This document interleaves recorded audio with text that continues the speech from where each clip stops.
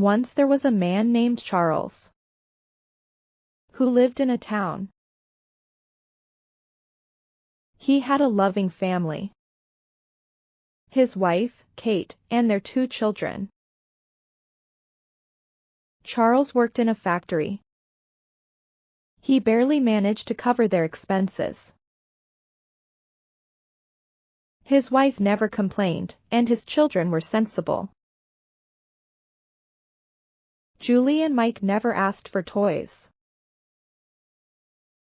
One day, Julie sat with her friend Lily in class. The English period had just ended, and it was time for the break. Julie took out her pocket money, but some coins slipped from her hand and rolled under the desk. She didn't notice and counted what she had. Oh no. Lily frowned. What's wrong? Julie asked. Mom gave me less money today. Lily sighed. Julie glanced at her. What were you planning to buy? Lily's face fell. An egg sandwich and an ice cream. I was really craving them today. Julie smiled and held up her lunchbox. No problem. We will share my lunch. And you can still get your ice cream. Really? Lily's eyes lit up. Of course. And my mom packed extra. Julie smiled. Lily laughed, her worry fading. They ran outside. After the break, Julie and Lily returned to class happily. Math period started, and Lily's ruler slipped off the desk. As she bent down to grab it, her eyes widened. Julie. Julie. Lily whispered excitedly. Julie looked at her. What is it? Mom gave me enough money. I accidentally dropped some earlier. And here they are. She opened her hand, showing the coins. Julie smiled and whispered, That's great. Now sit down, or the teacher will see. One evening, Julie was doing homework when Kate came to dust the furniture. Mom, can I have tea and fries, please? You know, it's not just homework. I also need to prepare for my math test.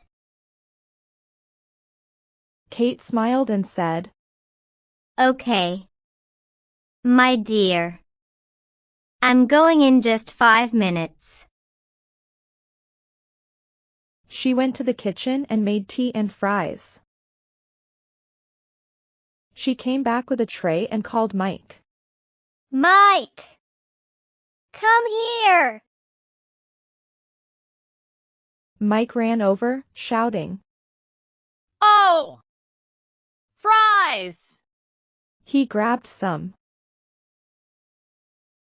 Take your plate. Kate scolded, handing him one and another to Julie. Julie dipped a French fry in ketchup and said, Mom, your homemade ketchup beats the brand. Kate smiled.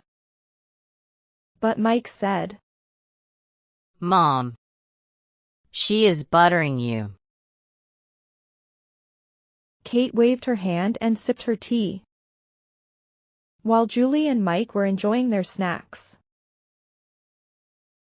That night, after finishing her homework and preparing for the test, Julie's back ached. She went to bed after dinner. The next morning, her back was still hurting. Julie got ready for school, and after breakfast, she and Mike reached the school. Julie entered the class and sat down. Soon, Lily came and noticed her. You look tired. Lily said. Julie sighed. My back hurts. We had so much homework and math test prep yesterday. But then she said, But you look fresh. Lily smiled. I have a study table in my room, so my back doesn't hurt when I study. Just then, the teacher entered, and both were quiet. On Sunday evening, Julie sat in the lounge, enjoying tea and cookies. Mike walked in, holding his cup. Julie hesitated, then set her cup down. Dad, I need a study table. I get a lot of homework, and my back hurts. Charles sighed but forced a smile. You know our situation, dear. But I will try. Julie barely smiled. Don't worry, Dad. I can do my homework on the sofa. Charles nodded, but inside, he felt a deep ache. Kate and Mike stayed silent, but inside, they felt hurt. Julie went to the market with her mom. She saw an old furniture shop and thought, If I save my pocket money, I can buy a second-hand study table. It won't cost much. Julie, why are you standing there? Come here. Kate called. Julie hurried to her. From the next day, Julie started saving her pocket money. At school, she only ate the lunch she brought from home. After a few months, she counted her money and smiled. I think this is enough. One day, Julie said, Dad, I saved my pocket money. I want to buy a second-hand study table. Charles smiled. Of course. We will go this Sunday. On Sunday, Julie went with Charles to buy a study table.